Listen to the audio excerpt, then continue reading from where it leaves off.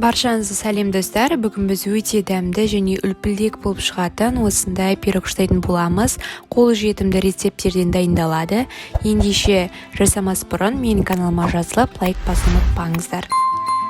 Бұл пирог дайындауда бізге 2 жұмыртқа және ванилин немесе ванильный сахар, артынша шай қасық тұзымды салып, венчикпен немесе шаншықпен араластырып шығамыз. Сосын барып міндетті түрде сахар саламыз. Өзіңіздің қалауыңыз бойынша, егер тәтті болсын десеңіз, көбірек салыңыз. Онымен бірге жақсылап араластырып шығатын боламыз. Келесі кезекте бізге жарты стақан сұйық май қажет болады. Оны да құйып, сосын барып жылы сүтімізді құйып шығатын боламыз.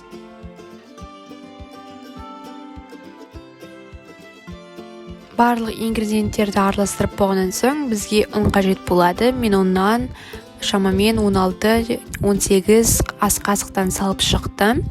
Ал оның көтеріліні бізге қопсытқыш қажет, немесе разрыхлитель десе болады. Оны да қосып, барлығын бірге жақсылап араластырамыз. Ешқандай түйіршіктер қалмау керек. Осындай консистенцияда болу керек. Келесі кезекте бізге 6%, 5, 6, 9% уксус керек болады. Одан да шай қасық салып, барлығын бірге жақсылап араластырамыз. Противенге немесе осындай формочкаға саламыз да духовкаға 180-200 градусқа жібереміз.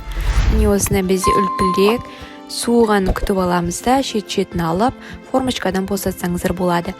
Дәміне қарай және сәндеуіне қарай сахарный пудра немесе шоколадпен сәндесеңіз болады.